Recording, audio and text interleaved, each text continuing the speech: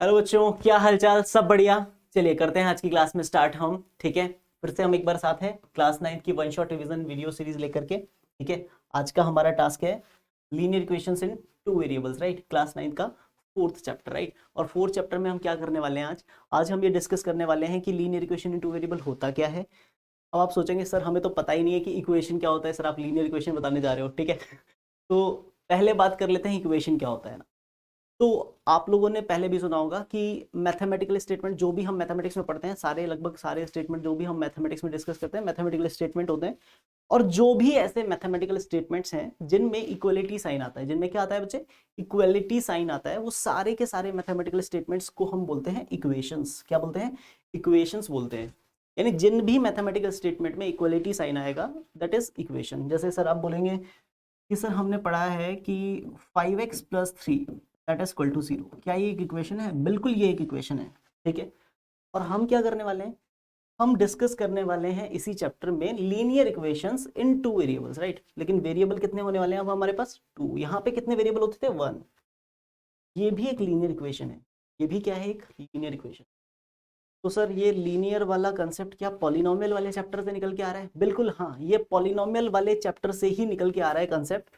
और ये हम कैसे डिस्कस करने वाले हैं ये बात आप समझें। ठीक है, करते हैं आज की क्लास में स्टार्ट। सबसे पहले कुछ छोटी छोटी बातें कर लेते हैं। इक्वेशन आपको क्लियर है? Mathematical statement containing equality sign is equation. ठीक है, अगर किसी भी एक सिचुएशन में हम लीनियर पॉलिनोमियल, पॉलिनोमियल आपको पता है लीनियर पॉलिनोमियल मतलब जिसकी डिग्री 1 होती है, किसी भी लीनियर पॉलिनोमियल को अगर 0 के इक्वल कर दें तो बन जाती है लीनियर इक्वेशन। आपने क्लास 8th में पढ़ा हुआ है, क्लास 8th में आपने अच्छे से ये चीजें डिस्कस की हैं कि किसी भी कंडीशन में एक लीनियर पॉलिनोमियल को, अगर एक लीनियर पॉलिनोमियल को 0 के इक्वल कर दिया जाए, लीनियर पॉलिनोमियल को अगर 0 के इक्वल कर दिया जाए, तो जो उस सिचुएशन में हमारे पास इक्वेशन बनेगी दैट इज लीनियर इक्वेशन। ये जो फॉर्मेशन होगा this is called linear equation. और ये लीनियर इक्वेशन जब बन जाएगा हमारे पास में, इस लीनियर इक्वेशन में भी अगर हम क्या सिस्टम कर दें, अगर हम इसमें भी कितने वेरिएबल्स यूज कर लें, टू वेरिएबल्स यूज कर लें, यानी एक सिंगल वेरिएबल की जगह अगर हम टू वेरिएबल्स यूज कर लें, तो ये बन जाएगा क्लास 9th का chapter number 4 which is linear equation in two variables, right. चलिए आगे बढ़ते हैं। ठीक है, ये सारी बातें तो चलती रहेंगी है ना। चलिए डिस्कस करते हैं linear equation in two variables. सबसे पहली चीज introduction to linear equation in two variables. ठीक है, linear equation in two variables में क्या करना है, सबसे पहली बात आपसे समझें कि अगर कोई भी इक्वेशन है मेरे पास, an equation of the form ax plus by plus c that is equal to 0, ax plus by plus c that is equal to 0 is known as linear equation in two variables, right। उसको हम linear equation in two variables बोलेंगे। लेकिन situation क्या है मेरे सामने? Situation मेरे सामने ये है बच्चे कि इक्वेशन कौन से फॉर्म में होनी चाहिए, ax plus by plus c that is equal to 0। अब आप समझेंगे x फर्स्ट वेरिएबल हो गया, y सेकेंड वेरिएबल हो गया, a b और c क्या है यहाँ पे? a b और c आर रियल नंबर्स। ये सारे क्या है? रियल नंबर्स हैं। और a और b both can not be zero at the same time. a और b की वैल्यू, दोनों की वैल्यू सेम टाइम पे जीरो नहीं होनी चाहिए, क्योंकि सर आपने बोला a b c क्या है? Real numbers. तो सर रियल नंबर्स में तो जीरो भी आता है, तो हो सकता है ना सर a जीरो हो जाए, कोई दिक्कत नहीं है, a जीरो हो सकता है, बी जीरो हो जाए, बिल्कुल हो सकता है, कोई दिक्कत नहीं है, सी जीरो हो जाए, सी भी जीरो हो सकता है, कोई दिक्कत नहीं है। लेकिन इसकी एक सिचुएशन है कि ए और बी दोनों ही सिचुएशन या दोनों ही वेरिएबल के साथ बैठने वाले जो कोएफिशिएंट है, ये दोनों सेम टाइम पे जीरो नहीं होने चाहिए। ये दोनों सेम टाइम पे अगर जीरो हो जाएंगे तो क्या होगा? यही बात सबसे खास है बेटा, यही बात हम समझें। अगर एक एग्जाम्पल लेते हैं हम, सिंपल सा एग्जाम्पल है 3x + 4y that is equal to 12। एक इक्वेशन है, ठीक है, ये linear equation in two variable है। आप ये समझें linear equation in two variable में 3x + 4y = 12 में मेरे पास में a का वैल्यू कितना है? a का वैल्यू मेरे पास है 3, b का वैल्यू कितना है? b का वैल्यू है मेरे पास 4, और c का वैल्यू कितना है? तो आप अगर c का वैल्यू 12 बोलना चाहते हो तो वो गलत हो जाएगा बेटा। आप इस 12 को पहले लेफ्ट में लेके आएंगे तो वो बन जाएगा -12, और जैसे ही वो -12 बनेगा तो उस पर्टिकुलर सिचुएशन में c का वैल्यू हो जाएगा बच्चे -12। अब आप सोचें किसी भी सिचुएशन में अगर मैं इसे स्टैंडर्ड फॉर्म में लिखता हूं तो हो जाएगी 3x + 4y - 12 = 0। ठीक है, अगर मान लो ये x का कोएफिशिएंट 0 हो जाता, अगर ये x का कोएफिशिएंट क्या हो जाए? जीरो हो जाए किसी एक पर्टिकुलर नादर एग्जाम्पल में, एक्स का कॉफिशिएंट जीरो हो जाए और वाई का कॉफिशिएंट भी क्या हो जाए, जीरो हो जाए, अगर ऐसा होगा तो जो equation a x plus B Y plus c that is equal to zero वाली फॉर्म है, इसमें ये वाला टर्म और ये वाला टर्म, ये दोनों टर्म जीरो हो जाएंगे। तो जो कांस्टेंट बचेगा वो किसके इक्वल हो जाएगा बच्चे, जीरो के इक्वल हो जाएगा। कांस्टेंट किसके इक्वल हो जाएगा, जीरो के। यानी यहाँ पे जो भी कांस्टेंट लिखा होगा, चाहे 5 लिखा है तो 5 भी जीरो, 10 लिखा है तो 10 भी जीरो, ठीक है, 15 लिखा है तो 15 भी जीरो। एंड सिंपल सी बात है, अगर मान लो यहाँ पे आप अपने 5,000 रुपए रख रहे हो, 5,000 रुपए that is equal to zero, ठीक है, पूरा पैसा जो आपने रखा सब बर्बाद, क्या कहते हो, है ना। तो ऐसा नहीं होने देना है ना। तो हम क्या करेंगे, हम ये ट्राई करेंगे कि ए और बी दोनों सेम टाइम पे जीरो ना हो। ये जब तक सेम टाइम पे जीरो ना होंगे तब तक ये फॉर्म ऑफ इक्वेशन किसको रिप्रेजेंट करेगा, linear equation in two variables को रिप्रेजेंट करेगा, ठीक है, linear equation in two variables को रिप्रेजेंट करेगा। होप सो ये बात आपको अच्छे से क्लियर है। कुछ एक आध एग्जांपल और देख लेते हैं बच्चे। अगर मान लो आपसे पूछा जाए क्या x upon 2 plus y upon 3 minus 1 that is equal to 0, क्या एक लीनियर इक्वेशन है, बिल्कुल ये एक लीनियर इक्वेशन है। क्यों है लीनियर इक्वेशन, क्योंकि ये ax plus B Y plus c that is equal to zero format में है, ax plus B Y plus c that is equal to zero format में है। यहाँ पे a b और c में से a b और c तीनों जन क्या है, रियल नंबर्स हैं। और सबसे खास बात, a और b दोनों जीरो के इक्वल नहीं है सेम टाइम पे, ठीक है। अगर आपसे कहा जाए कि इन दोनों को कंपेयर करके बताइए कि a का वैल्यू कितना, तो आप बता सकते हैं आराम से कि x के साथ जो है वो x का कोएफिशिएंट है। तो x के साथ जो न्यूमेरिकल वैल्यू यहाँ पे आपको दिख रही है वो है 1/2, क्या है 1/2, तो a का वैल्यू आ जाएगा 1/2। अगर मैं बात करूं y के साथ में क्या है, यहाँ पे कौन सा वेरिएबल, y जो वेरिएबल है उसके साथ में कौन सा कोएफिशिएंट है, दैट इज b, राइट। तो b का वैल्यू कितना निकल के आएगा, b का वैल्यू निकल के आएगा 1/3। और अगर c की बात करें तो c का वैल्यू कितना आएगा, c का वैल्यू हो जाएगा -1, right. Moving to the next point, but उससे पहले होप सो आपको ये linear equation in two variable वाला कंसेप्ट अच्छे से क्लियर हो गया होगा। Moving to the next, right, चलते हैं आगे बढ़ते हैं, क्विकली अगली बात करते हैं, solution of a linear equation, ठीक है। एक लीनियर इक्वेशन का सोल्यूशन मतलब क्या, एक लीनियर इक्वेशन का सोल्यूशन मतलब क्या, ठीक है। आप ये समझें, अगर मेरे पास कोई भी एक इक्वेशन है, let's say 3x plus 4y that is equal to 12, कोई एक इक्वेशन है, कोई भी एक इक्वेशन, ठीक है। इस इक्वेशन में मैं x का अगर कोई भी वैल्यू पुट करता हूँ, x का कोई भी एक वैल्यू अगर मैं इसमें पुट करता हूँ, तो उस वैल्यू के बिहाफ पे मेरे पास y की कोई ना कोई वैल्यू आ जाएगी, राइट। अगर x की मैंने कोई भी एक वैल्यू रखी और उसके बिहाफ पे y की कोई ना कोई वैल्यू आ गई, तो वो x की वैल्यू कॉमा y की वैल्यू, इन दोनों का जो मिक्सचर होगा, दैट मिक्सचर, है ना, ये जो लिखा हुआ पैटर्न है ब्रैकेट में x, y, this will be going to represent a solution of the linear equation, right. ये रिप्रेजेंट करेगा इस इक्वेशन के सॉल्यूशन को। अब आप बोलेंगे सर कैसे, बात कर लेते हैं इसके सॉल्यूशन पे। तो सब लोग रेडी हैं, ठीक है, बताइए क्या पुट करें इसमें x की प्लेस पे हम। अगर मैं कहूं कि put x is equal to 0, x के प्लेस पे 0 पुट कर दीजिए, ठीक है। अगर x के प्लेस पे 0 पुट करते हैं तो यहाँ पे आएगा 3 times 0 plus 4y as it is, ठीक है, इक्वल्स टू 12। तो 4y इक्वल्स टू कितना हो जाएगा 12, क्योंकि 3 टाइम्स 0 इज 0, 3 टाइम्स 0 इज 0, तो 0 गायब हो जाएगा। 4y इक्वल टू 12 है तो y का वैल्यू हो जाएगा 12/4, यानी कितना 3। तो बेसिकली हमें समझ आया कि at x equal to 0 y equals to 3, तो 0 x का वैल्यू और y का value 3 is a solution, is a solution of the given equation. ये एक सॉल्यूशन है गिवन इक्वेशन का, ठीक है। ये तो एक तरीका हुआ सॉल्यूशन पता करने का, लेकिन सॉल्यूशन होता क्या है, अगर मैं इक्वेशन को वापस से लिखूं 3x plus 4y that is equal to 12, इस इक्वेशन में अगर मैं x के प्लेस पे 0 और y के प्लेस पे 3 पुट करूं, x के प्लेस पे कितना पुट करूं बच्चे 0 और y के प्लेस पे 3 पुट करूं, तो this will be like x के प्लेस पे 0, y के प्लेस पे 3 दैट इज इक्वल टू 12। तो 3 times 0 is 0, 4 times 3 is 12 that is equal to 12। तो लेफ्ट हैंड साइड भी 12 और राइट हैंड साइड भी 12, यानी जिस भी कंडीशन में लेफ्ट हैंड साइड और राइट हैंड साइड दोनों चीजें आपस में इक्वल हो जाती हैं, लेफ्ट हैंड साइड और राइट हैंड साइड जब दोनों चीजें आपस में क्या हो जाती हैं, इक्वल हो जाती हैं, तो उस पर्टिकुलर सिचुएशन को बोलते हैं कि 0,3 satisfies the given equation.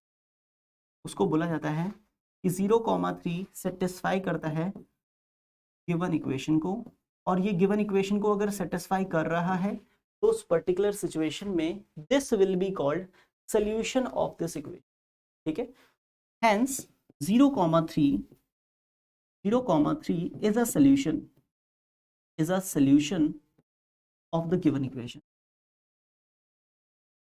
Hope so ये बात आपको समझ में आ गई होगी कि कोई भी एक ऑर्डर्ड पेयर, एक तरह से ये क्या है, ऑर्डर्ड पेयर, जिसमें पेयर मतलब दो लोग, है ना, दो लोग अवेलेबल है, टू नंबर्स अवेलेबल है, वो ऑर्डर्ड नंबर्स हैं। मतलब ऑर्डर्ड पेयर मतलब ऑर्डर में लिखे हुए हैं, एक स्पेसिफिक ऑर्डर में, 0 पहले 3 बाद में। ठीक है, 0 स्टैंड्स फॉर x का वैल्यू, 3 स्टैंड्स फॉर y का वैल्यू, और ये दोनों अगर क्लब करके अगर देखा जाए तो अगर इस इक्वेशन में पुट करे जाए तो ये इस इक्वेशन को सेटिस्फाई करते हैं। That's why this is a solution of this equation.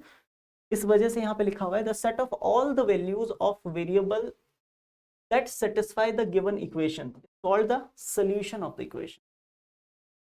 ऐसे x के वैल्यूज का सेट यानी कलेक्शन जो गिवन इक्वेशन को सेटिस्फाई कर सकता है, that set of values is called solution of the given equation. Hope so आपको यहाँ तक की बात अच्छे से क्लिक कर गई होगी, राइट।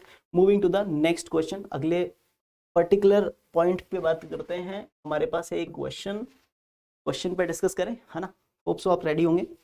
चलिए बात करते हैं क्वेश्चन पे। Express the following linear equation in the full form in the form ax plus by plus c that is equal to 0 and indicate the values a, b and c in each case। ठीक है, हमें क्या करना है, जो equation हमें given है जिस भी फॉर्म में है उसे ax plus by plus c that is equal to 0 form में लेके आना है, और फिर फॉर्म में लाने के बाद a, b और c की वैल्यूज भी हमें बतानी है, राइट। क्या करें, कैसे करें, समझें आप। सोल्यूशन में फर्स्ट पॉइंट, मेरे पास फर्स्ट इक्वेशन है 5x minus 3y minus 3 that is equal to 0। क्या लगता है, इसमें सारी टर्म्स लेफ्ट हैंड साइड में ही है, बिल्कुल लेफ्ट हैंड साइड में ही है। तो क्या करेंगे, हम इसे लिखेंगे ax plus B Y plus C की तरीके से। ठीक है, और लिखने के बाद देखेंगे, कंपेयर करेंगे अगर, तो मुझे पता लगेगा कि a का वैल्यू यहाँ पे कितना है, 5 है। जहाँ पे x के साथ में a रखा हुआ है वहां पे ही x के साथ में यहाँ पे क्या रखा हुआ है, 5 रखा हुआ है। मतलब जो काम x के लिए a कर रहा है वो काम वहां पे x के लिए कौन कर रहा है, 5 कर रहा है। मतलब a का वैल्यू कितना हो गया, 5 हो गया, राइट। और a का वैल्यू 5 होने के बाद में अगली बात, y के साथ में यहाँ पे b है और यहाँ पे y के साथ में कितना है, -3 है। तो आपको ये समझने की जरूरत है कि b का वैल्यू कितना हो जाएगा, यहाँ पे -3 हो जाएगा, right. Now moving to the next term, यहाँ पे c कांस्टेंट अकेला बैठा हुआ है, कोई वेरिएबल इसके साथ नहीं है ना, अकेला बैठा हुआ है, सिंगल है, ना, अभी तक इसका कोई नहीं है। तो ऊपर अगर देखेंगे तो वहां पे एक और नंबर है जो बिल्कुल अकेला बैठा हुआ है, -3।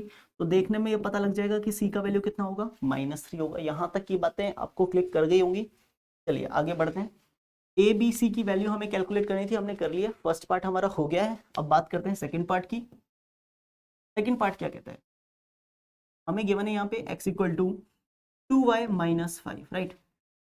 अब यहाँ पे क्वेश्चन ये आता है कि x एक तरफ है और 2y माइनस 5 एक तरफ है। तो हमें क्या करना है, हमें इसे अगर लेके आना है ax plus B Y plus c equal to 0 form में, तो सिंपली या तो x खुद उधर चला जाए या फिर 2y माइनस 5 इधर आ जाए, कोई भी एक काम कर लीजिए।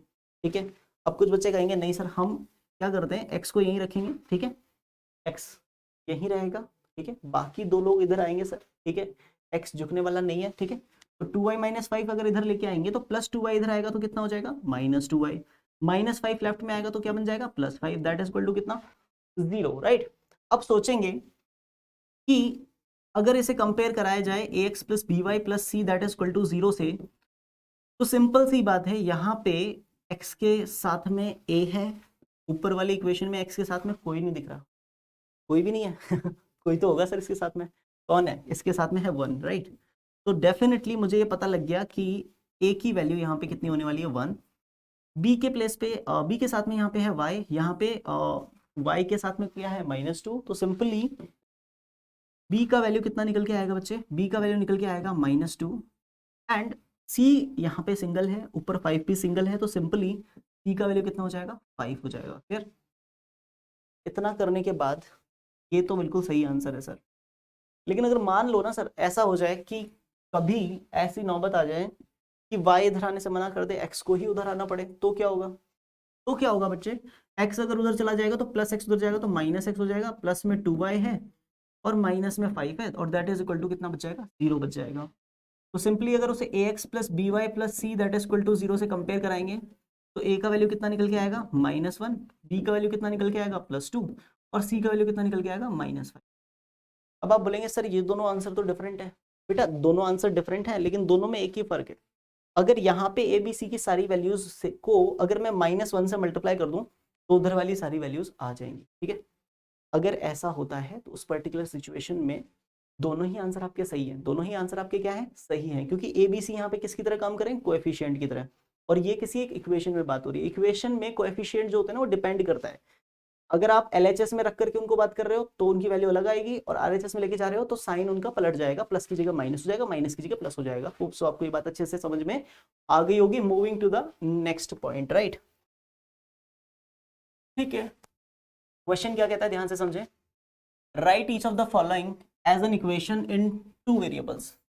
हमें इनको इक्वेशन इन 2 वेरिएबल्स की तरह लिखना है, और सर यहाँ पे दूसरा वेरिएबल तो है ही नहीं, तो क्या करें? तो देखो, सोचो, दिमाग लगाओ, क्या कर सकते हैं ये आपको सोचना है। तो फर्स्ट पॉइंट क्या है मेरे पास? 4x = 7। ठीक है, कोई बात नहीं, y तो नहीं है, कोई बात नहीं, 4x एज इट इज रखो, प्लस का 7 इधर आएगा तो -7 हो जाएगा, दैट इज इक्वल टू 0। कोई परेशानी यहाँ तक तो कोई दिक्कत नहीं है सर। सर यहाँ पे y अगर होता भी, सोचो जरा, अगर यहाँ पे y होता, मैं लगा दूं जबरदस्ती y, और मुझे दिखाना भी है कि y है भी और नहीं भी है, तो उस पर्टिकुलर सिचुएशन में y का कोफिशिएंट कितना कर देता हूँ? 0 कर देता हूँ, कि 0 को y से मल्टीप्लाई करोगे कितना हो जाएगा? 0 हो जाएगा। तो 4x - 0y - 7 that is equal to 0। मैंने इस इक्वेशन को 2 वेरिएबल्स की फॉर्मेट में रिप्रेजेंट कर दिया। होप सो आपको ये बात अच्छे से समझ आई होगी। अब अगर इससे कंपेयर करके देखा जाए ax plus B Y plus c that is equal to 0 से, तो कुछ बच्चे फटाफट बताएंगे कि सर a का वैल्यू तो आ गया सर 4, b का वैल्यू आ गया यहाँ पे 0, और c का वैल्यू कितना आ गया? -7। तो कोई तकलीफ वाली बात अगर नहीं है तो आगे बढ़े, नेक्स्ट पॉइंट पे बात कर लेते हैं। नेक्स्ट पॉइंट क्या कहता है, आप ध्यान से समझें। नेक्स्ट पॉइंट है मेरे पास 2y + 7 that is equal to 0। सोचने वाली बात सिर्फ इतनी है कि 2y + 7 = 0 में मैं क्या कर सकता हूँ? ज्यादा से ज्यादा मैं ये कर सकता हूँ कि 0 टाइम्स x इसमें ऐड कर देता हूँ, तो देखा जाए तो इक्वेशन में कोई फर्क पड़ने वाला भी नहीं है। और सिंपल सी बात ये निकल के आएगी कि सर इसे जब ax + by + c that is equal to 0 format में आप रिप्रेजेंट करने जाएंगे, ठीक है, क्योंकि ये 2 वेरिएबल्स की फॉर्मेट में तो आ ही चुका है, कंपेयर करा के एबीसी की वैल्यू भी निकाल ही लेते हैं सर, ठीक है। तो एबीसी की वैल्यू अगर कैलकुलेट कराते हैं तो ए का वैल्यू कितना आ जाएगा? 0, बी का वैल्यू कितना आ जाएगा? 2, और सी का वैल्यू कितना आ जाएगा? होप सो दोनों क्वेश्चन आपको अच्छे से समझ में आ गए होंगे। चलते हैं आगे, बढ़ते हैं ना, बिना टाइम वेस्ट किए नेक्स्ट पॉइंट की बात। ठीक है, नेक्स्ट पॉइंट क्या कहता है, ध्यान से समझे। Determine 2 solutions of the equation 3x - 9y = 8। कितने सॉल्यूशन कैलकुलेट करने हैं? 2 सॉल्यूशंस। कितने सॉल्यूशंस? 2 सॉल्यूशन, ठीक है। सॉल्यूशंस कैलकुलेट करने का मतलब मुझे ऐसी 2 वैल्यूज निकालनी है x और y की जो इस इक्वेशन को सेटिस्फाई कर दें, ठीक है। ऐसी 2 values of x and y जो इस इक्वेशन को क्या कर दें? सेटिस्फाई कर दें। तो समझने वाली बात यह है, 3x - 9y + 8 that is equal to 0 मैंने सबसे पहले लिखा। अब क्या करना है, आपको इसको अरेंज ही इस हिसाब से करना है कि आपको x और y की वैल्यू अच्छे से दिखने लग जाए, ठीक है। तो मैंने पहले सोचा कि यहाँ पे जो कांस्टेंट होता है ना, उस कांस्टेंट से पहले पूछा क्या करा जाए, उस कांस्टेंट से पूछा जाए ना। आप स्ट्रेटजी समझ जाएंगे तो फिर खेलना आपको आ जाएगा अच्छे से। पहला काम, यहाँ पे जो कांस्टेंट बैठा हुआ है, यानी जो कांस्टेंट टर्म है, उससे पूछ लीजिए कि वो टर्म x के वेरिएबल, x के कोएफिशिएंट से डिविजिबल है या y के कांस्टेंट से डिविजिबल है। दोनों से ही डिविजिबल नहीं है, राइट। x का कोएफिशिएंट है 3, 8 में 3 का डिवाइड नहीं जाता। y का कोएफिशिएंट है 9 माइनस का, ठीक है, 8 में 9 का भी डिवाइड नहीं जाता, ठीक। दोनों ही सिचुएशन पॉसिबल नहीं है। जब ऐसा हो कि डिविजिबल हैं या ऐसा हो कि डिविजिबल नहीं है, दोनों ही सिचुएशन में क्या करना है, प्रोसेस बिल्कुल सेम है, प्रोसेस में कोई चेंजेस नहीं है, ठीक है। हमें क्या करना है, हमें 3x को एज इट इज रखना है, -9y को उधर फेंकेंगे तो प्लस का 9y हो जाएगा, और +8 उधर जाएगा तो -8 हो जाएगा। ठीक है, इतना करने के बाद में आपको क्या करना है, x का वैल्यू कैलकुलेट कर लेना है। ठीक है, आप x का वैल्यू निकाल रहे हैं in terms of y, x का वैल्यू निकाल रहे हैं इन टर्म्स ऑफ y। ठीक है, तो क्या करेंगे, 3 को डिवाइड में भेजेंगे, 9y के भी डिवाइड में जाएगा 3 और 8 के भी डिवाइड में ना। वैसे तो हम पहले लिखेंगे 9y - 8/3। फिर हम क्या करने वाले हैं कि 3 जो होगा वो 9y के भी डिवाइड में रहेगा और 8 के डिवाइड में रहेगा। ठीक है, तो एक बार तो हो जाएगा 9y/3 और माइनस यहाँ पे हो जाएगा 8/3। ठीक है, यहाँ तक कोई परेशानी वाली बात नहीं होनी चाहिए। अब क्या करेंगे, देखो दो चीज़ें, कुछ टीचर्स आपको यहाँ तक का भी प्रोसेस बताएंगे, मैं थोड़ा सा आगे लेके जा रहा हूँ। ठीक है, वो प्रोसेस आपको क्या कहता है, आप ध्यान से समझें। अब यहाँ पे आपने 3 से 9y में डिवाइड किया तो बचा 3y, माइनस में कितना है 8/3। क्लियर, यहाँ पे मेरे पास है x, मुझे वैल्यूज निकालने हैं टू सोल्यूशंस निकालने हैं।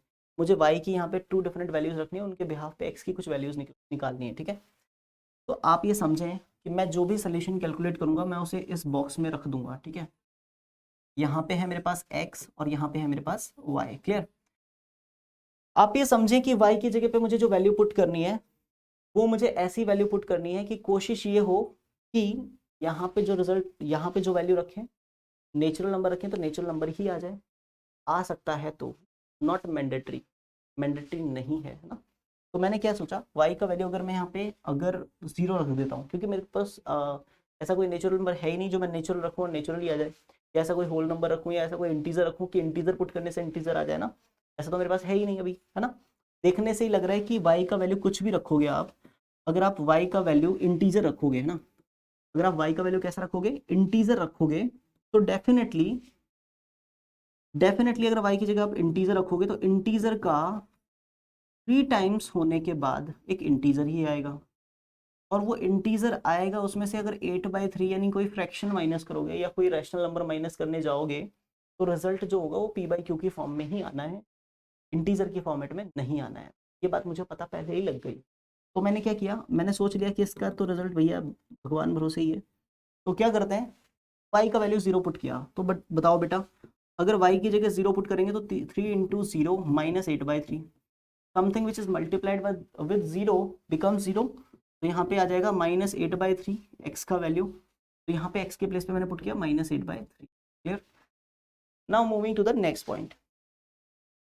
और क्या पुट कर सकते हैं, अगर मैं y की जगह 1 पुट कर देता हूँ तो क्या होगा बताओ जरा, x इक्वल टू होता है 3y - 8/3। अगर y के प्लेस पे 1 पुट करेंगे तो यहाँ पे हो जाएगा x is equal to 3 times 1 - 8/3, तो हो जाएगा 3 3 9 - 8/3। क्लियर, 9 - 8 कितना होगा 1, तो ये हो जाएगा 1/3। तो यहाँ पे मेरे पास x का वैल्यू आ गया 1/3।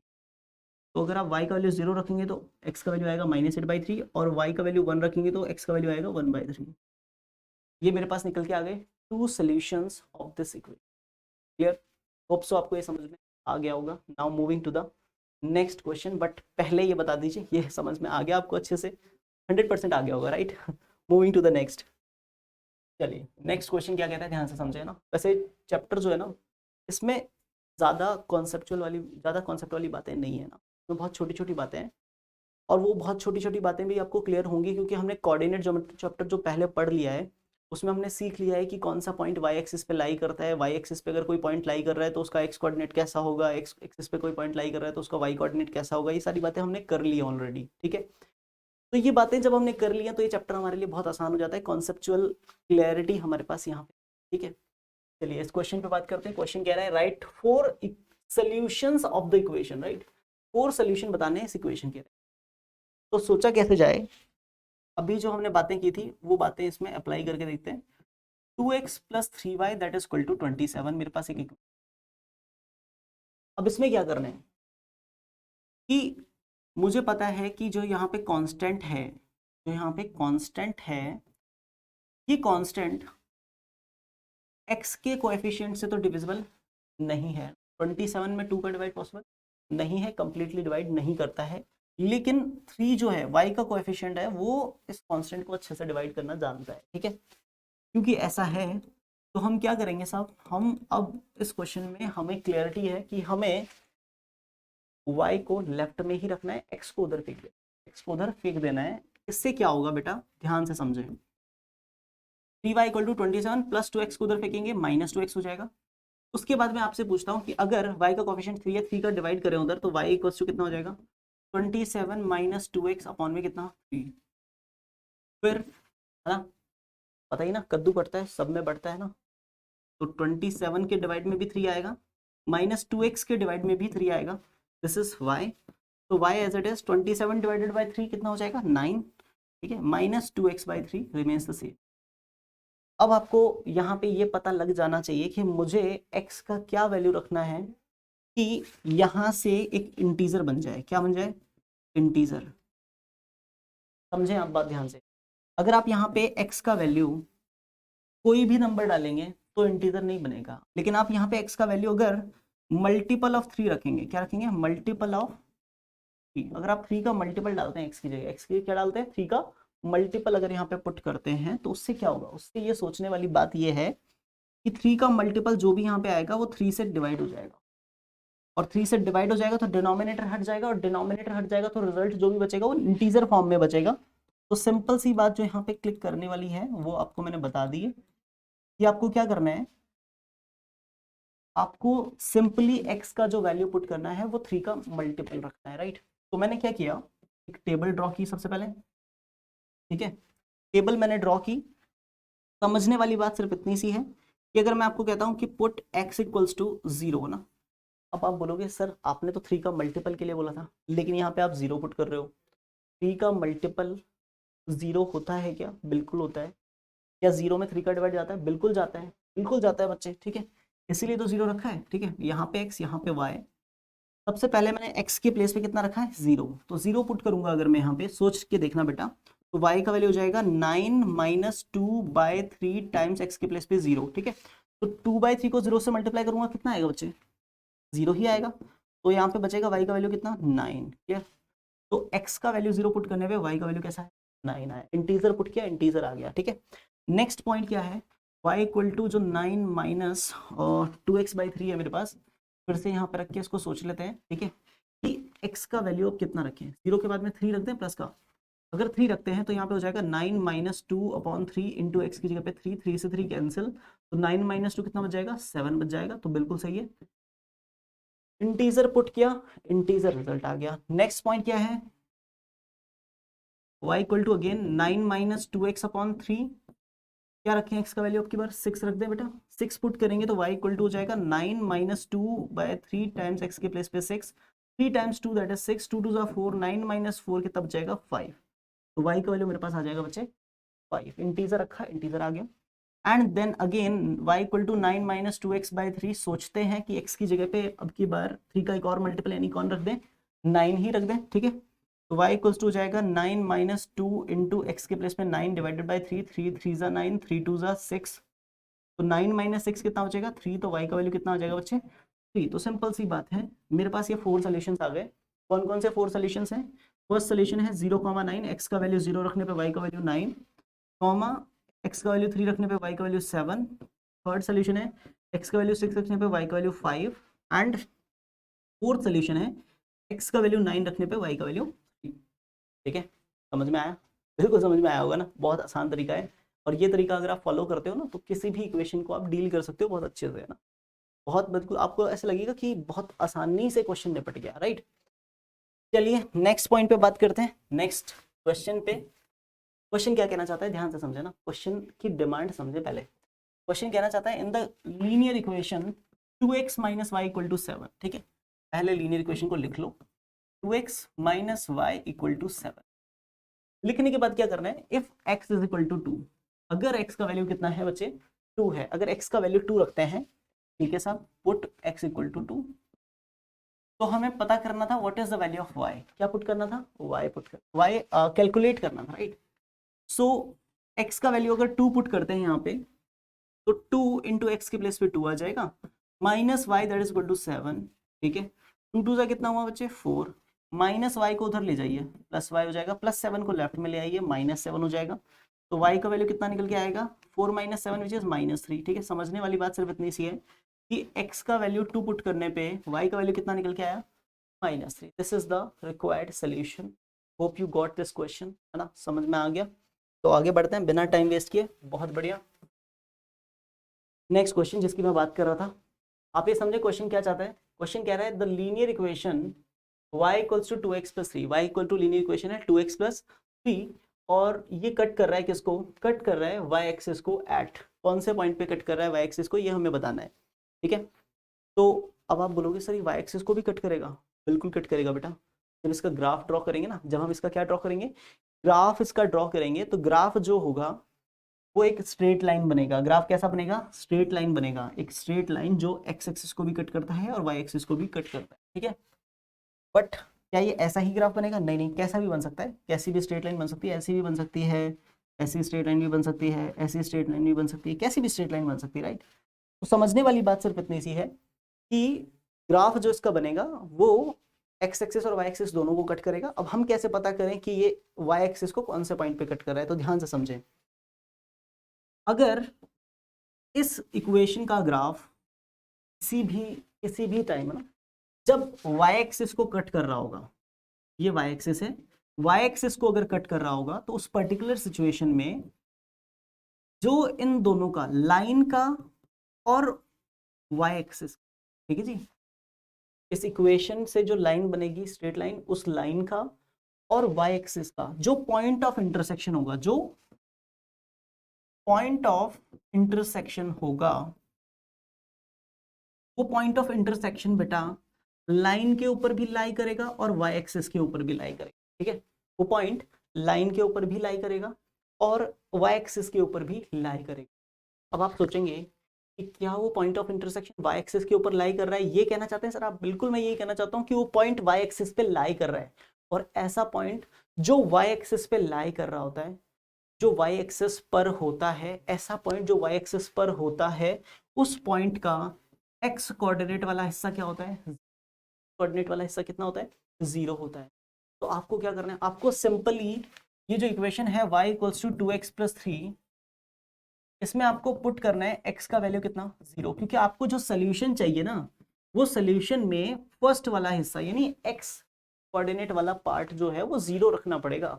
वो 0 रखना पड़ेगा, तब जाके वो पॉइंट कहाँ लाई करेगा, y एक्सिस पे लाई करेगा, राइट। तो पुट x इक्वल टू 0, तो y इक्वल टू हो जाएगा 2 इंटू एक्स की जगह पे 0 प्लस 3, तो y इक्वल्स टू हो जाएगा 2 टाइम्स 0 इज 0 प्लस 3, तो y का वैल्यू कितना आ जाएगा, प्लस 3, राइट। तो वो जो पॉइंट जहां पे ये लाइन y एक्सिस को कट कर रही होगी, वो पॉइंट होगा 0,3 इज द रिक्वायर्ड पॉइंट। ये रिक्वायर्ड पॉइंट होगा। समझ में आ गई होगी बात आपको। First option is the correct answer. Now moving to the next point. समझे अगली बात क्या कहती है, ठीक है। नेक्स्ट पॉइंट क्या कहता है, ध्यान से समझे। Which of the following is not the solution of equation 2x plus 3y equal to 6। इनमें से कौन सा इस इक्वेशन का सोल्यूशन नहीं है, ये हमें पता करके बताना है। ठीक है, बहुत आसान क्वेश्चन है, समझे। पहले इक्वेशन लिख लेते हैं 2x plus 3y that is equal to 6। सबसे पहले ऑप्शन ए चेक करते हैं, ठीक है। ऑप्शन ए चेक करते हैं ना, ऑप्शन ए। ऑप्शन ए क्या कहता है, ध्यान से समझे आप। ऑप्शन ए कहता है 3,0, राइट, यानी x के प्लेस पे 3 और y के प्लेस पे 0 पुट करके देख लो ना। तो put x equal to 3 and y equals to 0, clear. Put करते हैं तो 2x के प्लेस पे 3 प्लस 3 y के प्लेस पे 0 दैट इज इक्वल टू कितना आना चाहिए, 6 आना चाहिए। क्या आना चाहिए, 6 आना चाहिए। चेक कर लेते हैं, 2 3 6 minus 3 times 0 is 0 that is equal to 6। LHS और RHS बिल्कुल सेम है, मतलब ऑप्शन 1 तो इसका सोल्यूशन है, ऑप्शन 1 तो इसका सोल्यूशन है, लेकिन मुझे पता करना है कि कौन सा सोल्यूशन नहीं है, राइट। तो ये हमारा करेक्ट ऑप्शन नहीं है ना। ऑप्शन बी पे बात करते हैं। ऑप्शन बी क्या कहता है, ध्यान से समझें।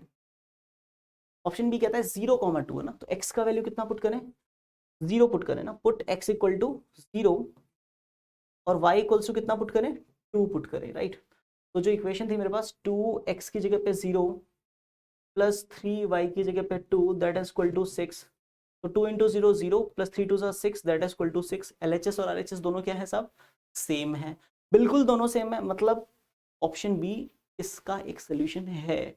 मुझे चाहिए कि कौन सा इसका सोल्यूशन नहीं है ना, तो ऑप्शन बी भी हमारा करेक्ट ऑप्शन नहीं है। बात करेंगे ऑप्शन सी पे। ऑप्शन सी क्या कहता है साहब, x का वैल्यू -3 और y का वैल्यू 4, राइट। तो क्या करेंगे, पुट x इक्वल टू -3 और y equals to 4, right. Put करें, x का वैल्यू -3 पुट करते हैं इस इक्वेशन में, तो 2x के प्लेस में -3 प्लस 3y के प्लेस पे 4, दैट इज इक्वल टू चाहिए 6। 2 3 जा -6, 3 4 जा प्लस का 12, ठीक है जी। -6 प्लस का 12 इक्वल टू चाहिए 6। तो भाई साहब ये भी 6 और ये भी 6, तो ये भी इक्वेशन को क्या कर रहा है, सेटिस्फाई। मतलब ये भी करेक्ट क्या है, सोल्यूशन है इसका, लेकिन हमें चाहिए जो सोल्यूशन नहीं है। तो हम अब लास्ट में चेक करेंगे ऑप्शन डी। वैसे तो ऑप्शन डी आपको पता ही होगा कि फर्स्ट सेकंड और थर्ड ऑप्शन करेक्ट नहीं है, मतलब ऑप्शन डी ही करेक्ट है। लेकिन फिर भी एक बार मन की तसल्ली के लिए मैं पुट कर देता हूँ x इक्वल टू 1 और y इक्वल टू 1, राइट। 1,1 लिखा हुआ था, तो x के प्लेस पे 1 और y के प्लेस पे भी 1 पुट कर देते हैं। तो इक्वेशन थी मेरे पास 2x plus 3y that is equal to 6, right. तो 2x के प्लेस पे 1 प्लस 3y के प्लेस पे 1 दैट इज इक्वल टू 6। तो यहाँ पे आएगा 5 और दैट इज इक्वल टू 6।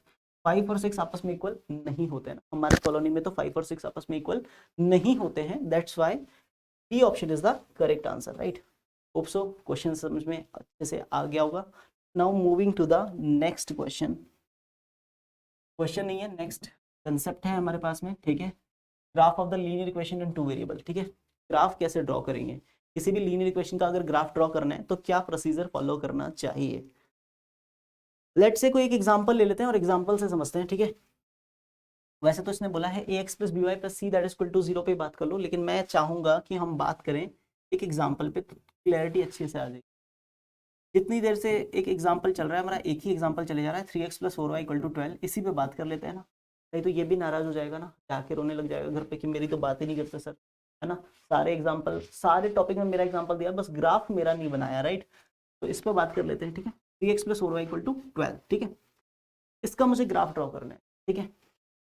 अब आप समझें, जब भी हमें किसी इक्वेशन का ग्राफ ड्रॉ करना है तो पहले उसके 2 सॉल्यूशंस हम फाइंड करेंगे। क्या करेंगे, 2 सॉल्यूशंस उसके फाइंड करेंगे, ठीक।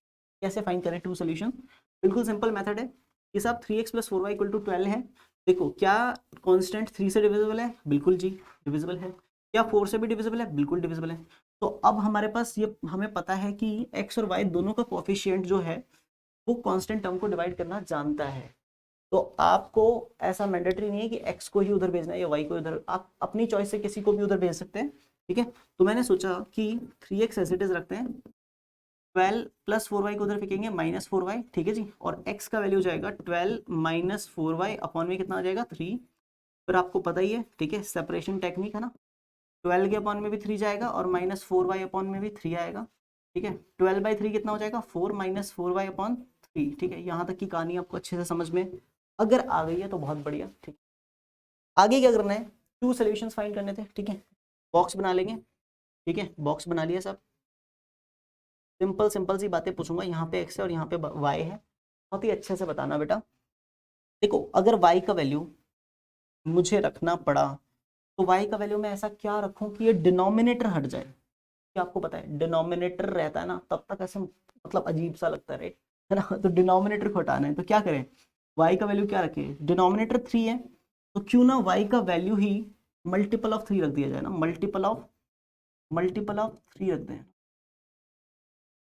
आप अगर y का वैल्यू मल्टीपल ऑफ 3 रखने जा रहे हो तो आपका क्वेश्चन बन जाएगा, राइट।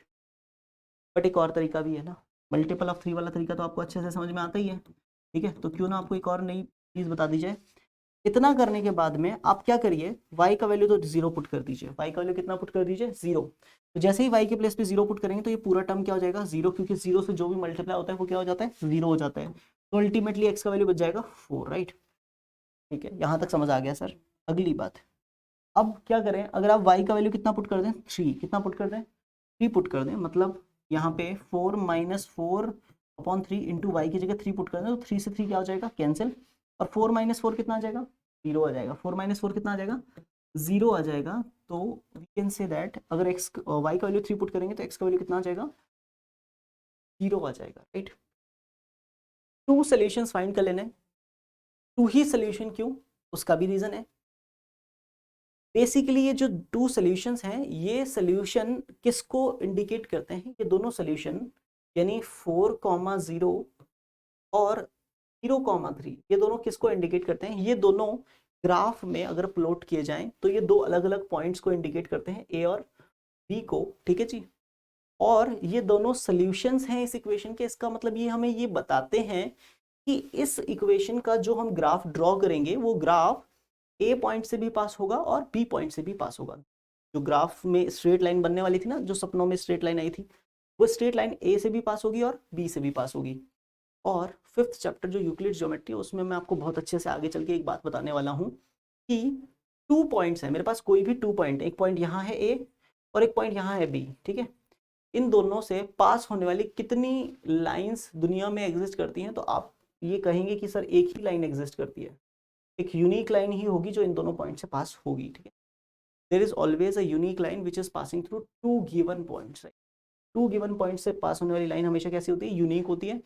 तो इसलिए हम 2 सॉल्यूशंस फाइंड करते हैं, राइट। ठीक है, तो हम क्या करने वाले हैं, ग्राफ ड्रॉ करने वाले हैं, ठीक है जी। तो मैंने ग्राफ ड्रॉ करने के लिए एक्स एक्सिस ड्रॉ कर लिया, एक्स एक्स डैश, ठीक है जी, और वाई वाई डैश, ठीक है। ड्रॉ करने के बाद में क्या करना है, इनके ऊपर मार्किंग कर देनी है। मार्किंग कर देनी है मतलब this is origin, this is 1 2 3 4 5, 6 भी ले लेते हैं। 6 ने कौन सा ही अपराध किया है, 1 2 2 3 4 5 6, राइट। यहाँ पे भी -1 -2 -3, ठीक है, -1 -2 -3, क्लियर। इतना करने के बाद क्या करना है बच्चे, इतना करने के बाद में इन दोनों पॉइंट्स को ग्राफ में प्लॉट कर देना है, ठीक है। बट आप ये बोलोगे सर ये आपने नंबरिंग किस बिहाफ पे की है, तो बिहाफ भी लिख देते हैं ऊपर कॉर्नर में, जिसको आप कहते हैं स्केल। ये scale on x axis, on x axis 1 centimetre equal to 1 unit, ठीक है जी। ऑन वाई एक्सिस, ठीक है जी, 1 सेंटीमीटर इक्वल टू 1 यूनिट, ठीक है जी, ओके। ऐसा करने के बाद क्या करना है, ए पॉइंट जो है 4,0, तो एक्स एक्सिस पे देखिए 4 कहाँ पे, एक्स एक्सिस पे ओरिजिन से शुरू किया, 4 की तरफ गए यहाँ पे, और कॉमा 0 लिखा हुआ है, वाई कोऑर्डिनेट 0 है, मतलब do not move, stay there. और ये पॉइंट हो गया ए 4,0, क्लियर। कोई परेशानी नहीं होनी चाहिए। आगे बी पॉइंट प्लॉट करना है जिसकी कोऑर्डिनेट है 0,3, तो एक्स एक्सिस पे सबसे पहले 0 ढूंढिए, 0 बिल्कुल ओरिजिन पे होता है, और फिर कॉमा लगा के 3 है, तो ओरिजिन से 3 यूनिट ऊपर चलेंगे और हमारे को मिल जाएगा ये बी पॉइंट 0,3। दोनों पॉइंट्स मिलने के बाद, दोनों पॉइंट्स मिलने के बाद क्या करना है, दोनों पॉइंट्स को ज्वाइन करते हुए एक स्ट्रेट लाइन ड्रॉ कर देनी है, ठीक है। दोनों पॉइंट्स को मैंने ज्वाइन किया और एक स्ट्रेट लाइन ड्रॉ कर दी, ठीक है। स्ट्रेट लाइन को सेट कर देते हैं सही जगह पे ना, बिल्कुल लग रही है स्ट्रेट लाइन आपको, बिल्कुल लग रही होगी, ठीक है। और इस स्ट्रेट लाइन के ऊपर ये ग्राफ बन गया, हमारा ग्राफ बन के तैयार हो गया। इस graph, basically graph of this equation जो होगा वो ये एक स्ट्रेट लाइन है ना, क्या है ये, straight line, clear. Straight line के ऊपर स्ट्रेट लाइन की इक्वेशन लिख दीजिए, ठीक है, इक्वेशन लिख देते हैं, ठीक है जी। क्या इक्वेशन थी लाइन की हमारे पास में, 3x + 4y = 12, तो 3x + 4y = 12 लिख दिया इस लाइन के ऊपर, ठीक है। ये लाइन जो है बेसिकली इस इक्वेशन के ग्राफ को रिप्रेजेंट करती है। ग्राफ बनाना आपको अच्छे से आ गया होगा। Now moving to the next question, ठीक है। डिस्कस कर लेते हैं, 1-2 ग्राफ और बना लेते हैं ताकि आपको अच्छे से क्लैरिटी हो जाए कि ग्राफ बनाते कैसे हैं, ठीक है।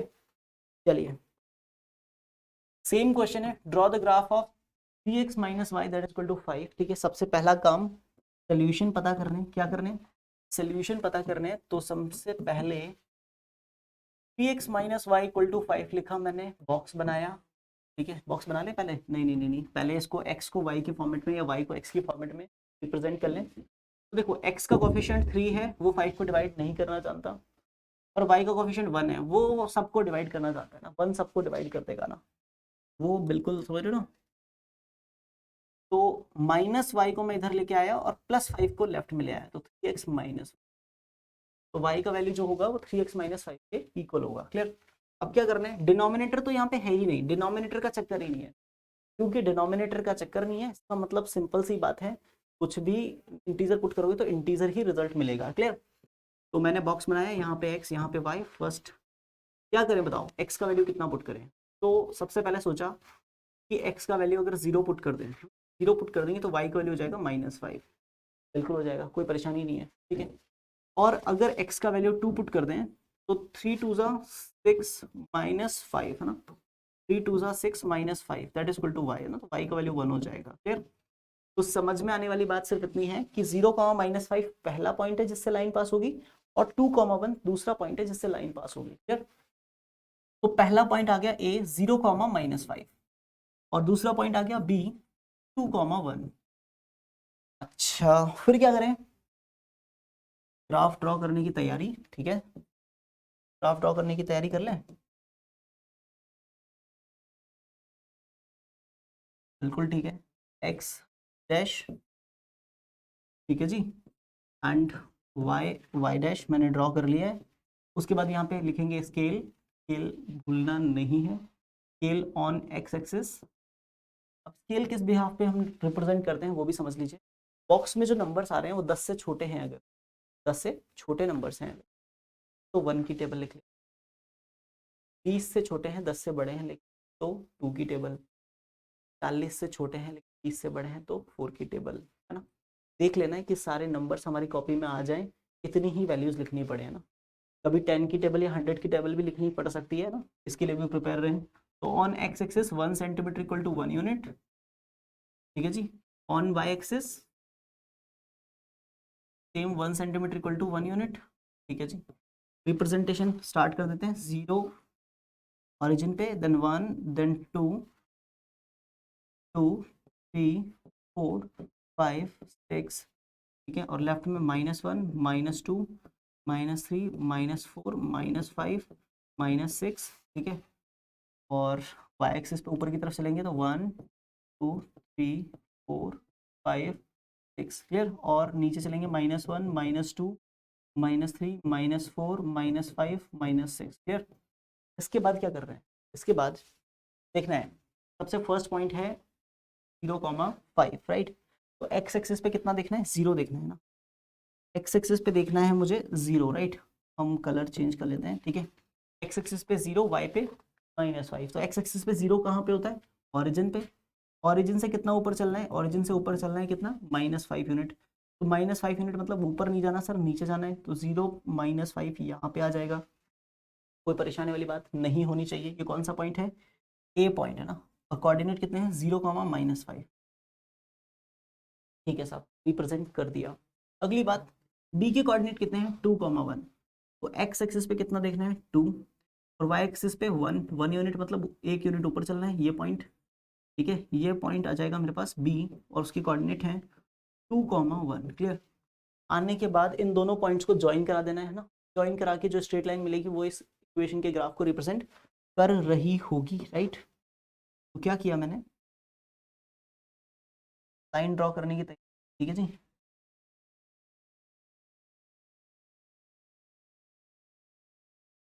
ठीक है, लाइन हम ड्रॉ कर रहे हैं,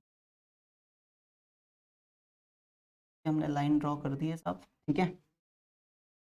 ये लाइन हमने ड्रॉ कर दी है, और लाइन के ऊपर अब लाइन की इक्वेशन लिखने की तैयारी, ठीक है। लाइन हमने ड्रॉ कर दी है, लाइन के ऊपर लाइन की इक्वेशन लिख देंगे, कितनी है? 3x minus y equal to 5, 3x minus y equal to 5, clear. Hope so आपको ये ग्राफ बनाने का पैटर्न अच्छे से समझ में आ गया होगा। चले आगे नेक्स्ट पॉइंट पे बात करते हैं, ठीक है। नेक्स्ट पॉइंट पे हम बात करेंगे। नेक्स्ट पॉइंट क्या कहता है? Equations of lines parallel to x axis and y axis. ऐसी इक्वेशंस जो एक्स एक्सिस के पैरेलल हैं या वाई एक्सिस के पैरेलल हैं, इक्वेशंस की बात हम करने वाले हैं। कैसे इन इक्वेशंस पे बात करेंगे? बेसिकली ऐसी इक्वेशंस या ऐसी लाइंस जिनका ग्राफ एक्स एक्सिस के पैरेलल है या वाई एक्सिस के पैरेलल है, समझे आप। देखिए, फर्स्ट टाइप ऑफ इक्वेशन होती है vertical straight line. Vertical straight line, vertical straight line, vertical मतलब ऐसे, स्ट्रेट लाइन मतलब बिल्कुल बिल्कुल स्ट्रेट, समझ रहे हो।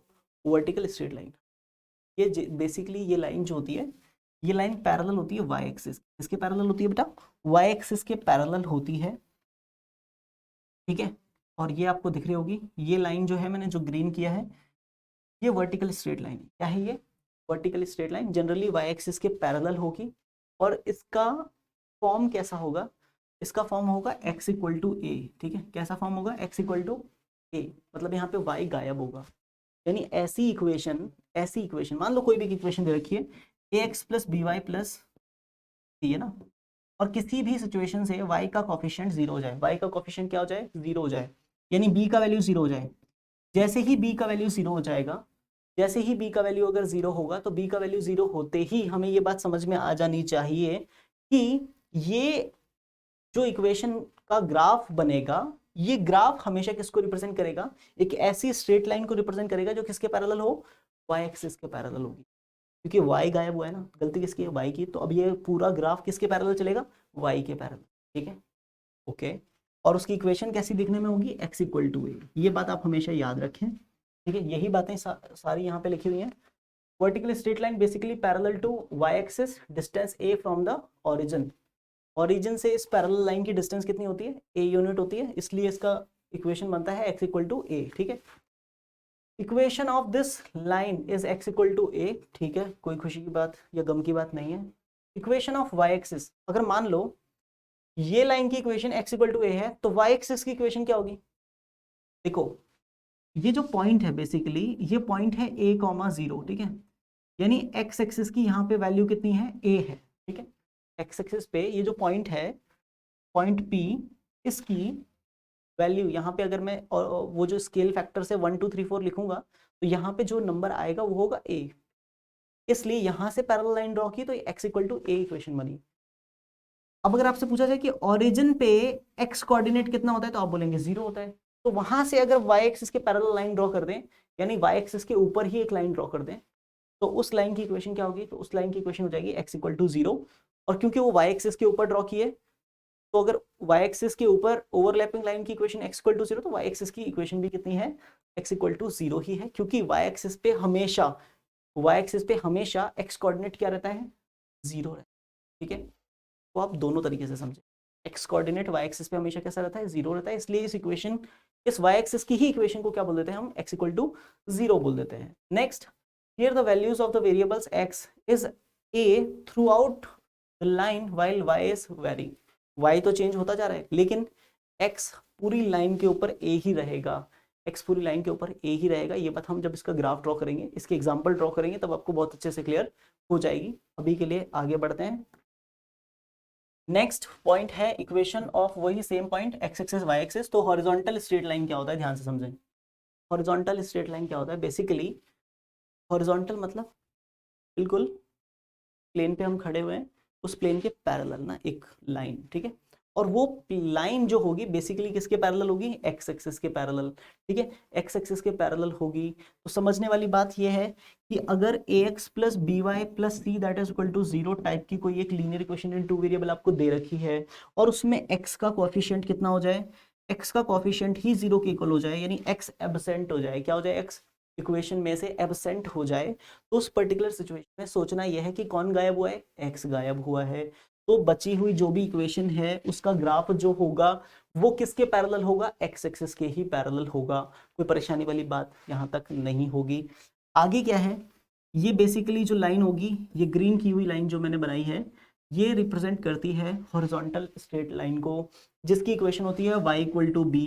y इक्वल टू बी ही क्यों है, क्योंकि ओरिजिन से इस लाइन की जो डिस्टेंस है, क्योंकि ये x एक्सिस के पैरेलल है, तो ओरिजिन से इसकी जो डिस्टेंस है वो b यूनिट है, b यूनिट है, इसलिए y इक्वल टू बी हो गई इसकी इक्वेशन। Clear. Now moving to the next, समझ लेते हैं। पैरेलल टू x एक्सिस होती है, डिस्टेंस b होती है from origin. Equation of this line is y equal to b। ठीक है, क्योंकि इस लाइन की equation y equal to b है, और इसके जस्ट नीचे हमें दिख रहा है x एक्सिस। तो x एक्सिस पे कौन सा कोऑर्डिनेट हमेशा 0 रहता है, x एक्सिस पे कौन सा कोऑर्डिनेट 0 रहता है, y कोऑर्डिनेट। तो इसलिए x एक्सिस की इक्वेशन क्या होती है, equation of x axis is y equal to 0। याद रखने के लिए, here the value of the variable y is b throughout the line while x is varying. ये चीज क्या होती है, ये भी हम समझेंगे नेक्स्ट स्लाइड में। चलिए आगे बात करते हैं क्वेश्चन पे। राइट, क्वेश्चन क्या कहता है, ध्यान से समझें। क्वेश्चन कहना चाहता है, draw the graph of each of the following equation and find the points where these lines meet each other. ठीक है, ठीक है, पहले इनका ग्राफ बनाना है, पहले इसका ग्राफ बनाए। ठीक है, x इक्वल टू 5 का ना, तो मैंने सोचा क्यों ना एक ही ग्राफ पे दोनों इक्वेशंस का ग्राफ बना लेना। एक ही इक्वेशन, एक ही ग्राफ में दोनों का हम ठीक है, ड्रॉ करते हैं। रेडी? तो समझने वाली बात सिर्फ इतनी है कि मैंने एक्स एक्सिस और वाई एक्सिस दोनों यहाँ पे ले लिए हैं। ठीक है, ठीक है, ये एक्स एक्स डैश और ये वाई वाई डैश। ठीक है, ठीक है जी। स्केल यहाँ पे मैंने नोट किया, 1 centimetre equal to 1 unit on x axis, on x axis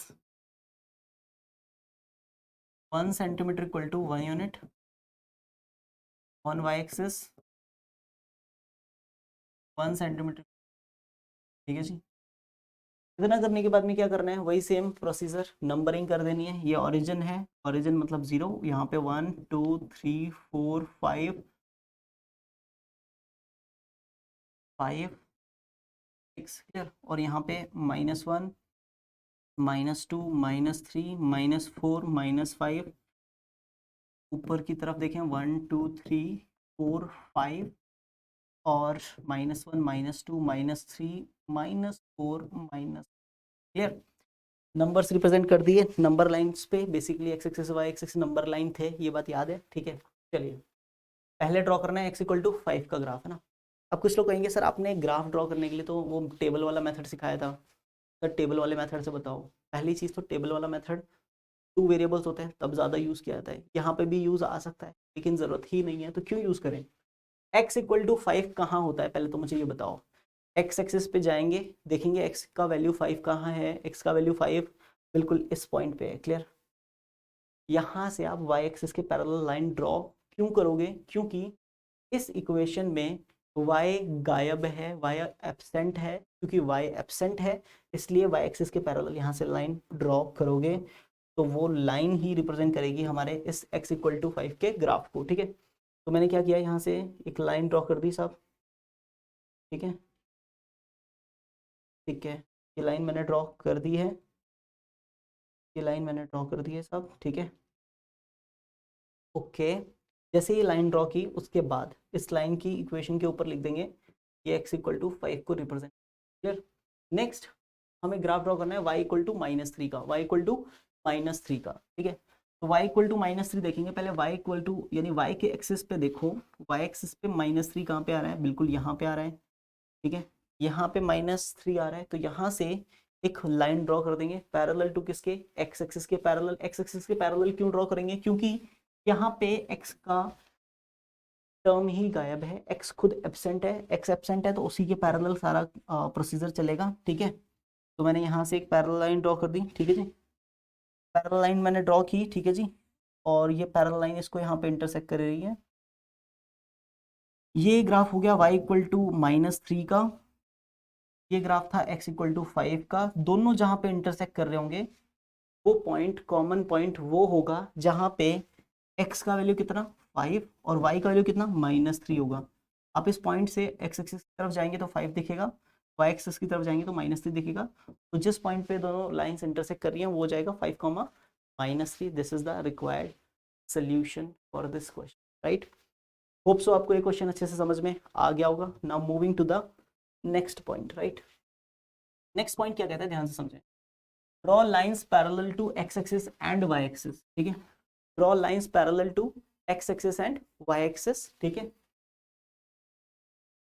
नहीं, draw lines parallel to x axis and y axis through 2,3। ठीक है, पहले तो 2,3 से x एक्सिस और y एक्सिस के पैरेलल लाइन ड्रॉ कर दो। ठीक है, तो x एक्सिस और y एक्सिस से हम लाइन ड्रॉ कर देते हैं parallel to x axis and y axis. ठीक है, तो हमने क्या किया, x एक्सिस पे 2 देख लिया कहाँ पे है। ठीक है, तो x एक्सिस पे 2 से हम आगे बढ़े और y एक्सिस पे कहाँ तक, 3 तक। 3 तक हम आगे बढ़ गए, 3 से भी मैंने एक लाइन ड्रॉ कर ली y इक्वल टू 3 से।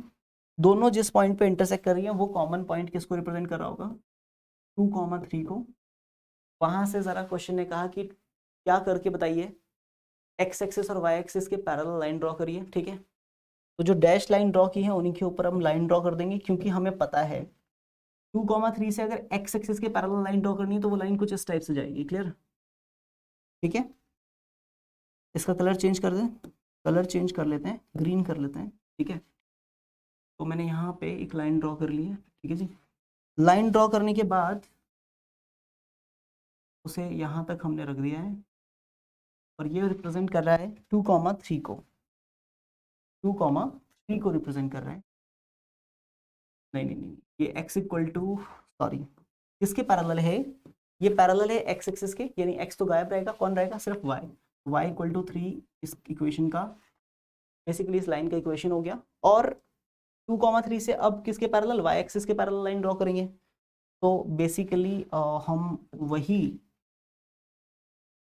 येलो लाइन के ऊपर ही पैरेलल लाइन ड्रॉ कर देंगे। क्लियर? ड्रॉ कर दी है।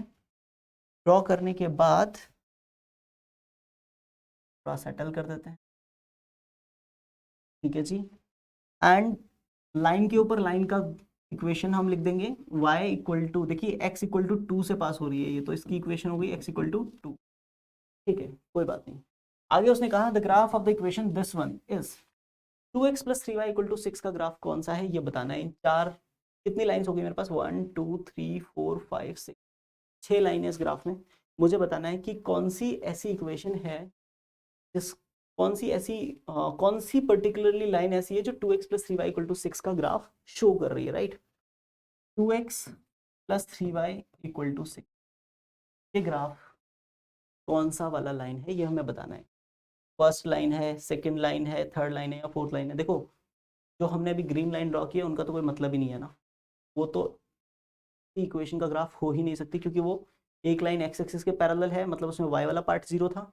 एक लाइन y एक्सिस के पैरेलल है, मतलब उसमें y वाला पार्ट 0 था। ठीक है, समझने वाली बात सिर्फ इतनी है कि इन चार बची हुई इक्वेशन में से कौन सी इक्वेशन ऐसी है जो इस पर्टिकुलर ग्राफ को रिप्रेजेंट करेगी, इस पर्टिकुलर इक्वेशन के ग्राफ को रिप्रेजेंट करेगी। तो समझने वाली बात सिर्फ इतनी है, 2x plus 3y equal to 6 कौन सी लाइन का ग्राफ है ये अगर आपको देखना है तो सोचो ये सारी लाइंस कौन से पॉइंट से पास हो रही है, कौन से पॉइंट से पास हो रही है? कोई कॉमन पॉइंट है जिससे पास हो रही है? ये लाइन अलग अलग पॉइंट से पास हो रही है, लेकिन ये लाइन और ये लाइन है ना, लाइन नंबर 1 और लाइन नंबर 4 दोनों कौन से पॉइंट से पास हो रही है? इस कॉमन पॉइंट से पास हो रही है। ये कॉमन पॉइंट कौन सा है? 3,0, x का वैल्यू 3, y का वैल्यू 0।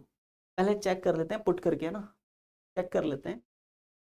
3,0 पे चेक करते हैं ना, पुट 3,0 ना, 3,0 से अगर सेटिस्फाई करें तो x की जगह पे 3 पुट किया प्लस 3y की जगह पे 0, दैट इज इक्वल टू 6। ठीक है, 2 3 सा मेरे पास कितना हुआ? 6 plus 3 times 0 0, that is equal to 6, तो 6 इक्वल टू 6 सेटिस्फाई तो कर रहा है साहब। यानी इस इक्वेशन का ग्राफ जो है वो 3,0 से पास तो होता है। ठीक है, ये बात तो क्लिक हो गई। अब या तो इस इक्वेशन का ग्राफ फोर्थ वाली लाइन है या फिर फर्स्ट वाली लाइन है। हमें चेक करना है कि फोर्थ वाली लाइन है या फर्स्ट वाली लाइन है।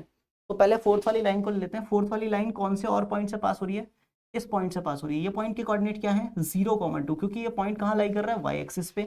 वाई एक्सिस पे एक्स कोऑर्डिनेट 0 होता है, तो 0, वो 2 से पास करी तो 0,2 से भी सेटिस्फाई कर लेते हैं। तो 2x plus 3y equal to जो 6 था, इसमें आप पुट कर दीजिए x की वैल्यू 0, y का वैल्यू 2। ठीक है, जैसे ही पुट करेंगे तो 2x की जगह पे 0 प्लस y की जगह पे 2 पुट करेंगे, 3 into 2 that is equal to 6। तो यहाँ पे 2 इंटू 0 0, 3 2 6 और आगे भी 6। LHS RHS दोनों बराबर है, मतलब फोर्थ वाली इक्वेशन जो है वो, फोर्थ वाला जो ग्राफ दिख रहा है आपको, ये ग्राफ किसको रिप्रेजेंट कर रहा है? 2x plus 3y equal to 6 को रिप्रेजेंट कर रहा है। तो फोर्थ वाला ना, D option is the correct answer. Hope so आपको ये समझ में आ गया होगा। Moving to the next. ठीक है, नेक्स्ट क्वेश्चन क्या कहता है, ध्यान से समझें। नेक्स्ट क्वेश्चन क्या कहना चाहता है वो ध्यान से समझें। Find the points where the graph of the equation this one cuts y axis and x axis. कौन सी ऐसी पर्टिकुलर इक्वेशन है जिसका, या ये जो पर्टिकुलर इक्वेशन है ये कौन से ऐसे पर्टिकुलर पॉइंट्स हैं जहां पे x एक्सिस और y एक्सिस को क्या कर रहा है? कट कर रहा है। फाइंड द पॉइंट्स जहां पे ये x एक्सिस और y एक्सिस को क्या कर रहा है? कट कर रहा है। ठीक है, समझिए बात को। सोल्यूशन में पहली चीज, x इक्वल टू 2 है प्लस में y इक्वल टू 3 है, दैट इज इक्वल टू कितना है? 1। x एक्सिस को भी कट कर रहा है और y एक्सिस को भी कट कर रहा है। मान लेते हैं इसका रैंडम कोई भी एक ग्राफ बनाया मैंने और ये ग्राफ है उसका, मतलब बिल्कुल रैंडमली। आपको पता है ना, एक लाइन ड्रॉ करेंगे ग्राफ में, कहीं भी ड्रॉ करो, वो एक्स एक्सिस को भी कट करेगी और वो वाई एक्सिस को भी कट करेगी। तो जहां पे वो एक्स एक्सिस को कट करेगी वहां पे जो भी पॉइंट के कोऑर्डिनेट रहेंगे उस कोऑर्डिनेट्स में से वाई वाला हिस्सा क्या रहेगा, जीरो रहेगा, क्योंकि एक्स एक्सिस पे वाई कोऑर्डिनेट जीरो रहते हैं। तो अगर आपको एक्स एक्सिस पे जिस पॉइंट ऑफ इंटरसेक्शन है, जो पॉइंट ऑफ इंटरसेक्शन है उसके कोऑर्डिनेट अगर आपको चाहिए तो क्या करो, वाई का वैल्यू जीरो रख दो। वाई का वैल्यू क्या रख दो, जीरो। तो मैंने लिखा है यहाँ पे put y equals to zero. जैसे वाई का वैल्यू जीरो रखोगे तो x upon two plus y की जगह zero upon three that is equal to one. तो एक्स का वैल्यू जाएगा टू वन जा टू, क्लियर। तो वैल्यू मेरे पास आ जाएगा टू, क्लियर। यहाँ तक कोई बात दिक्कत वाली नहीं होनी चाहिए। तो जहाँ पे एक्स एक्सिस को कट करेगी लाइन उस पॉइंट के कोऑर्डिनेट है 2,0, राइट। अब नेक्स्ट पॉइंट पे बात करते हैं। अगर मुझे चाहिए कि कौन से पॉइंट पे ये वाई एक्सिस को कट करेगी ना, एक्स एक्सिस वाला तो आ गया, वाई एक्सिस को कौन से पॉइंट पे कट करेगी ये पता करना है। तो क्या करेंगे, क्योंकि वाई एक्सिस पे एक्स कोऑर्डिनेट जीरो होता है ना, तो एक्स वाला हिस्सा जीरो के इक्वल रखेंगे। तो put x equal to zero over here. X का वैल्यू जीरो पुट करेंगे एक्स अपॉन टू में, तो जीरो अपॉन टू प्लस में y upon three that is equal to कितना हो जाएगा, वन, ठीक है। जीरो अपॉन टू कितना हो जाएगा बच्चे, जीरो हो जाएगा, तो उसको गायब कर दिया, ठीक है। अब y equal to three equal to one है, y upon three that is equal to one है, तो थ्री उधर क्रॉस मल्टीप्लाई हो जाएगा, तो y का वैल्यू कितना आ जाएगा, थ्री, क्लियर। तो रिक्वायर्ड पॉइंट आ जाएगा 0,3। 0,3 पे किसको कट कर रहा है ये लाइन, y एक्सिस को, y एक्सिस को, ठीक है। और एट 2,0 है ना, वो x एक्सिस को कट कर रहा है, ठीक है। कोई परेशानी वाली बात यहाँ तक नहीं होनी चाहिए। होप सो आपको ये क्वेश्चन अच्छे से समझ में आ गया होगा। चलिए मूव करते हैं, आगे मूव करते हैं बेटा, ठीक है। तो आज के लिए मेरे अकॉर्डिंग हाँ इतना ही था, ठीक है। आज के लिए इतना ही। Thanks to all of you, thank you, bye bye, see you in the next class guys. Hope so आपको ये टॉपिक अच्छे से समझ में आया होगा, मेरी तरफ से थैंक यू, बाय बाय।